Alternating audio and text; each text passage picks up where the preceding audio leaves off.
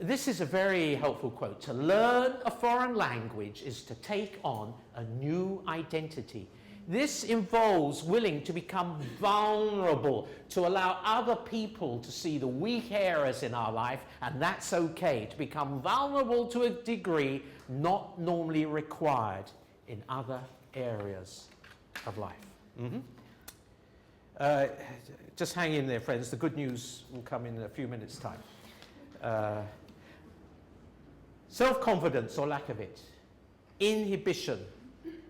The third one, sorry, we'll go across that. Anxious or nervous. Those who are easily nervous, easily anxious, maybe with that game you just played, it's like a shutter that goes up. You're trying to remember a word and, oh, it doesn't come. I don't know if you discovered on OC, you suddenly bump into someone in the dining room, you see. Oh, what's his name? And as soon as you walk away, you remember, it's John, you see. That's the over 50s other problem. They can't remember the names. So, and we find that. Or it's interesting, two people are having a conversation and you're just observing and you understand. But then suddenly someone talks straight to you and you don't. We had or he still is in Taiwan, someone who is really quite a self-confident person. He used to work for the IVF, UCCFs of Taiwan. But he has this problem, I'm certain, that when he sees a Taiwanese person is coming towards him and he's going to say something, a message automatically goes to his brain, I won't understand what they're going to say. And sure enough, he doesn't. Why? Because yesterday the same thing happened, and the day before, and last week. That shutter goes up, you get tense, nervous, and it hinders recall. And we therefore need to create situations where we can relax, where we can keep that tension down. And that's what we're going to think about in a few minutes. But just before we go on to that, what's interesting is if we look at introvert, and then as it were, moving along then, shy, inhibited, and then move on to anxious and nervous. The shy person basically just needs time to find their friends. The introvert person just needs time to find their friends. Once they've found their friends, they're very happy and spend a lot of time talking with them, okay?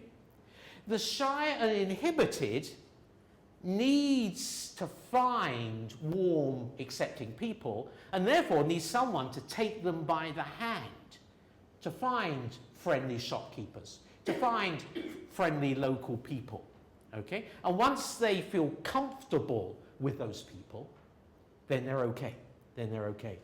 The anxious, nervous person needs to create a place, a situation where they feel relaxed with someone who is warm and empathetic. And that's what I want to think about now, okay? To learn a foreign language is to take on a new identity. This involves willing to become vulnerable to a degree not normally required in other areas of life. This can cause the language learner to become anxious, inhibited, or nervous. Successful language learners create safe places, and that's what I want to think about now. Where are these safe places, and what do they look like? Where they can practice without fear or anxiety with warm and friendly people. Now, maybe you don't need this, but there'll be someone where you're heading for who will need this, okay? So let's just think through this now, creating safe places. As I said, I'm inhibited and I found it difficult to go out. And I remember my teacher said to me, Martin, you ought to get out more. You ought to get out and talk. That's why you're not fluent, you see. I thought, yeah, come on, Martin, you ought to get out and talk. And I thought, where are there people who I can talk to during the day? I thought, oh, I know, the local park. Lots of people there, lots of opportunities. So I got on my bicycle and cycled to the entrance to the local park, left my bicycle there, and started walking around. Yes, there were lots of people, it was marvellous. And I saw an old gentleman sitting on a seat. I thought, oh, I can talk to him. He's probably a bit lonely. But when I got close, I saw that he was sound asleep. And I thought, it's not right to wake him up. So it doesn't matter.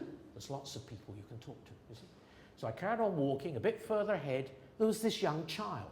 I thought, oh, our children are good, aren't they? But once it saw the big-nosed foreigner, it ran to its mother in tears. You know? I thought, no, I don't think this is the right situation. Doesn't matter. There's lots of people. And so I carried on walking, and there were these two people playing Chinese chess. And if you know, in China, in Taiwan, there'll be other people standing around looking at them playing. I thought, oh, this will be good. I can sort of come up and stand at the back and strike up a conversation with someone, you know, talk about the weather or something like that. And so I went up the back, but they were so focused on this game, I thought it's rude to interrupt. No, I'll just keep walking, there'll be someone. And I walked all the way back to the entrance to the park, got on my bike and started cycling home. And how did I feel? Bad. You know, next day at school, I could see it. The others say, oh, I had a really great time, someone said. I chatted with a guy on the bus and we went out for a meal and someone said, oh, we were playing sports together. And they said, well, Martin, what did you do? I said, oh, I went to the park. Oh, that's a great idea. In fact, you probably had a lot of opportunities. Oh, well, sort of, so-so, you know. I think I'll go and practice my characters. The thing, friends, is our goal is to get fluent, right? And how do you get fluent? It's really quite simple. You open your mouth, right? And talk. And the key thing is, does it matter where we talk? Indoors or outside? No. So let's invite some people to our home where it's safe. Nowhere else is safe in China except your home, you know? And let's find some warm, friendly, empathetic, I think is the key word. Warm, friendly, empathetic people. They come at 7 and they go at 8. That's very economical on time. When they knock on the door and come in, I don't have to say, would you mind talking with me? I've hired them to talk, okay? No polite words, we just get straight down to business, you see? So they come at 7 and go at 8, okay? The key thing is, you must choose the topic. Don't let them choose the topic, especially in the early days, as you're in trouble, okay? You choose the topic, all right? But the other key thing is no textbooks, no textbooks. Else they'll think they are a teacher, and they're not. They're a talker, yeah, helper, okay? So no textbooks. What you want is the things on the table, okay? I tend to, like for instance, supposing you've just done the lesson on the market, okay? On the table you have some apples and some oranges and bananas and fruit and a pile of money, and you buy these from him, and then when you bought them, he buys them from you. You still don't feel fluent with these apples, oranges and bananas. You buy them again, and then he buys them again, and off you go for the whole hour. You see, he's paid to suffer. You ready? But the great thing is, they're willing to suffer because they want to help you. A warm, friendly, empathetic person. And that's why these people are very important. Good idea, right? Say yes, and I can continue. Yes. Now, don't just have one person, have 5 people. There's one for each evening of the week, okay? There was a school in Beijing, unfortunately it's run by OMF, which had one person going 5 nights a week. I said, you're making that person suffer too much. You know what I mean? 5 people, you see. Mr. Lee comes Monday night. Here the apples and oranges, buy, sell, buy, sell. You still don't feel fluent enough. Tuesday night, it's Mr. Huang. He didn't know what went on Monday night.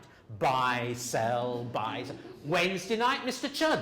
Buy, sell, you see. Thursday night, Mr. Zhao, and Friday night, Mr. Yang. Okay, I remember 5 names. Saturday, you're ready to go to the market. See what I mean? Fluency comes through saying the same thing over and over again. And for these sorts of people, these warm, friendly talkers give you the opportunity because they know while they're there why they are there. They're there to help. You can't do it outside. You can't sit on a bus and say to the person next to you, here's some apples and oranges and bananas, can I buy them from you? You know what I mean? Going outside is a waste of shoe leather, let alone time. Bring them in. Bring them in. Ah, you must have been reading my notes. That is the key question. Where are these people? Especially in the early days, when you only know 200 words, 300 words. The problem is the people outside, they don't know what those 200 or 300 are. But who does know? Your school teacher. That's one person. We'll look at 2 or 3 people. Your school teacher. And so what I suggest to people, we do this in Taiwan, is hire a school teacher just for talking. So what I say to the OMFer is, of the teachers, we use a private school, of the teachers in the school, which are the ones you feel could take off the badge teacher and put on a badge talker for an hour a week? Okay? And we hire that teacher purely as a talker. The OMFer feels comfortable with them, and then kick it, cock, talk away for the whole hour on apples, oranges, and bananas. Okay? So teachers, because they know what you know, and when you say, I'm at lesson 6, they know what that means, and more important, they know what you don't know, the likelihood of keeping it to your present level is much higher. Okay? I just want to say one thing. This is very important. Let's put it in now in case I forget. There's some linguist, whatever his name is, who says we need input at a level of I+1. We need people talking to us at a level of I+1, where I is your present level and +1 is slightly higher. You see, don't watch the television in your early days. You're wasting your time. That's I plus several hundred, or could be several thousand. A teacher who knows what you know and knows what you don't know is more likely to keep it to I+1, your present level, and something to slightly higher, which is of most benefit to you. Okay? School teachers. Another person is, especially in certain countries, thinking particularly of China, foreigners maybe not necessarily go to school, but they'll probably have a private tutor. So go fishing in other people's pools. Okay? Let's take Kunming as an example. Okay? In Kunming, where there's a lot of foreigners who have private teachers. Okay? They don't go to a language school. Well, go to the international church on Sunday and go around asking as many as you can meet and say, what's your private tutor like? You see? And one guy said, oh, mine's absolutely fantastic. Well worth, whatever I pay her. You see? Well, say, well, when she comes to your home, could I be there? I'd like to meet her. You see? So she said, well, she comes Monday at 9 o'clock. All right. Can I be there at 9? When she comes in, you go in the kitchen, pretend to make a cup of tea, and I'll talk with her for a few minutes. Very quickly, you'll know whether or not she's your cup of tea. You see? And if she is, say, sign here. You only want her an hour a week. If she's not, you just disappear out the front door when the lesson starts. So other people's tutors who are especially teaching the same curriculum are very useful. Right? Let me throw out one more, and then I'm going to ask if any other people think of it. House help, I think, again, particularly of China, and probably Thailand. We can't afford it in Taiwan, and certainly not in Japan, where house help is cheap. All right? Don't just take any house help the mission gives you. No. You want a happy, chatty, standard language house help. All right? The good house help understands they're in your house for 2 reasons. 1, to cook and clean, and 2, to chat with you.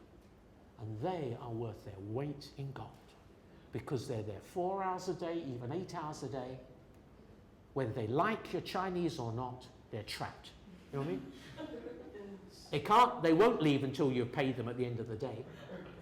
And so you can talk to them for 8 hours. We had one lady in Taichung. She was fantastic. She made me feel good about my Hokkien Chinese, which no one else could. All right? But when I asked her, could she help OMFers with language? She said, oh, I couldn't possibly do that. I'm just a simple cook, cleaner. So don't just take anyone. You don't want the wrong person in your house. Ask around the other foreigners and it'll be worth waiting for the right person. Happy, chatty, standard household. If she can't cook and clean, it doesn't matter. And if it does bother you, go and hire someone else for that as well. Okay? Any other ideas where we can find these people? Because they're very important to us. Any other ideas? As the time's moving on. Good, no ideas. Okay, let's keep your eyes just on seeing the time. Good idea. A? Say yes. Yes. Now, often we think these people are great for the early days, which they are. But actually, these talkers are very valuable when we're at the intermediate level. The reason, especially when we're still at full-time language learning, particularly Japan, Korea, Taiwan, China. Because the problem is the language learner's life is a very simple life. We get up in the morning, we prepare for class, we go to school and have our class, we come home, we go to bed, we get up the next morning, we prepare for class. That's all life is for the next 2 years.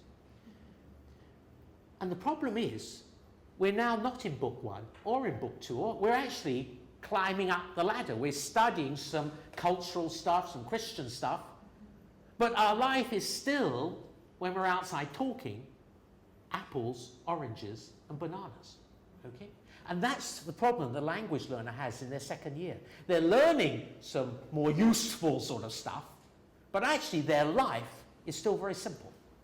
And with these talkers, because you choose the topic, you can say, I'd like to discuss the history of our country tonight, because that's what you studied in school this week. Or I'd like to discuss the political system, unless you're in China. I'd like to discover the political system of our country, or the geography, or something like that. And they are there to cooperate. They get you talking where normally in your life there's not the opportunity. See? Very important. Very important. Any questions on that before we move on? Okay. You may not need them, but there'll be someone who does. Okay? Look, let's just, because I always forget to pray, let's just stop and pray now for these people, because they're going to be very important in your language learning later on, especially if you learn it. Let's just stop and pray, and then we'll move on. Father, I thank you for those who you brought into my life when I was in language school, those who were able to encourage me, to help me to feel good about my Chinese, and I just pray my brothers and sisters here now, Father, that you would lead them to these people who are going to help them to be able to practice what they're studying at school, even in the early days, that they'd find these people who are warm and accepting and empathetic, who are willing to suffer, who are delighted to help us, Father, that we would be able to feel good about our language because we sense we're making the progress that we desire. We sense we're getting closer to be able to share what's on our hearts with those around us. So, Father, we pray you be preparing these people's hearts right now. In Jesus' name. Amen. Amen. Myers-Briggs. Get out your Myers-Briggs. You probably remember who you are. All right. The extrovert. Sorry, I've lost my bit of paper. The extrovert. I think we all know who these people are. Oriented to the outer world, active, trial and error, sociable, scan the environment. The reason why extroverts, there's two things about them that make them such good language learners. One is they're very sociable people, and secondly, they're risk takers. Okay? They're sociable people and they're risk takers, and that's ideal. That's ideal. Okay? Now, the introverts. Hands up who are the introverts here. Okay, fine. Say something nice about yourself. What's good about the introvert as a language learner? It's sensitive. In a positive way. In a positive way, right? Right? Let's just throw this up. Mm-hmm. What else is good about them? They like to minister to other people's needs. Oh, okay. So they have that burden to want to help other people, which drives them to... Mm-hmm. Good. Good. the introvert, the one problem with introverts, as we said, is it takes some time to find their friend. The extrovert's very quickly surrounded by people. The introvert takes time. And the problem is for them in the early days is therefore, until they've found their friend, they're not using the language very much, okay? And therefore the likelihood of forgetting vocabulary and therefore needing to meet it more. That is one problem the introvert has. Now, if they can balance it out with hiring talkers, or they have high ability with language learning, that can compensate a bit. But they normally have to study harder than extroverts, but they're normally willing to anyway. Yeah, so introverts, just purely introverts, isn't all that bad. Okay, sure, introvert, okay. Intuitives, who are the intuitives amongst us? Okay, is it good for language learning? Sure. Yes. Why?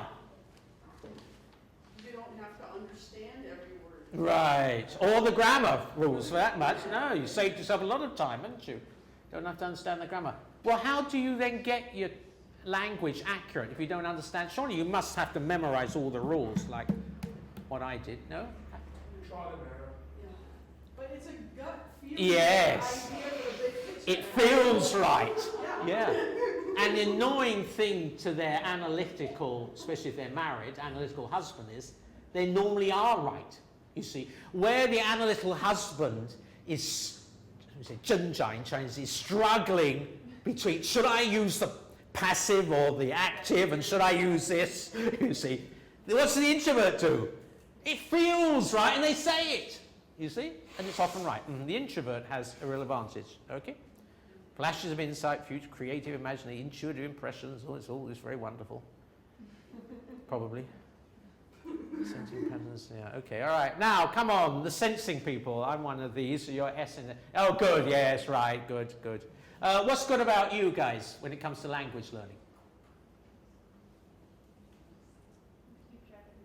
Yes, you pay attention to the details. It doesn't bother our intuitive friends here, but it bothers you, and therefore you focus on the details. And that's good. What other things about the high S person? They focus on the details? Anything about the other highs? Sorry, let's throw some things up. They're probably fairly disciplined or conscientious sort of people. So they're going to work hard at getting the language. And especially if they see this language learning as very practical for daily living, okay, they're going to find that the advantage. Let's look at principles. Who are the T's here, the high T's? Okay. What I want to do is I'm going to throw up the F straight away, and I want to ask the Asian members amongst us, of the T and the F, what is more Asian? What fits Asian culture more? These, trusting, desire for harmony, subjective, personal value, consequences, they affect people, warm and empathetic, or these? F. The F, right? Yeah. And what I say, especially to Westerners who are very high T people, pray for the grace to have more F about you. Okay? Pray for the grace to have more F about you. For language learning, okay, the high T people, they're disciplined, they have clear goals. But when it comes to relating to Asians, they need to pray for these qualities, which are appreciated more by Asians. And therefore, the high Fs, who are the Fs here? I'm an F as well. Okay. Asians, your local people, are going to warm to you more readily because these are qualities that they admire. Okay, I just it's more from a cultural aspect on that. Okay, the P's, the open. Who are the P's here? Okay, is it good for language learning? Why? Looks terrible to me. God, I'm a J. All right. My wife's a P.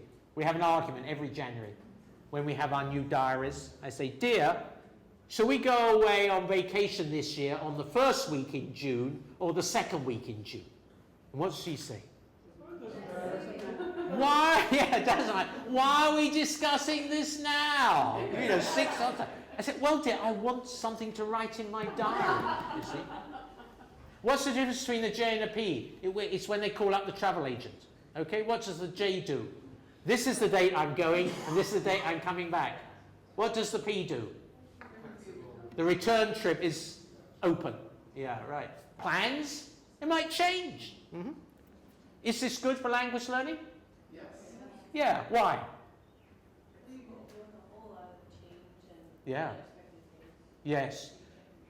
And I think particularly things that are not clear and ambiguous, there's a thing called tolerance of ambiguity. When you learn language, things are not always clear straight away. And this person says, that's okay, it's not clear today, it'll be one day. And the annoying thing to the J's is they're right. You know what I mean? Mm-hmm. Now J's, come on, say something nice about yourself. What's good about J when it comes to language learning? Yeah, are you on time for class? You bet. Yes. When you have to hand in homework, is it ready? Oh yes. Oh yes. The problem with the J's is, I want a date when I can say I've finished learning Chinese. This year, Nick, I want something to write in my diary. 5 years from now, it's okay, give me a date. Now I can say, I've finished it.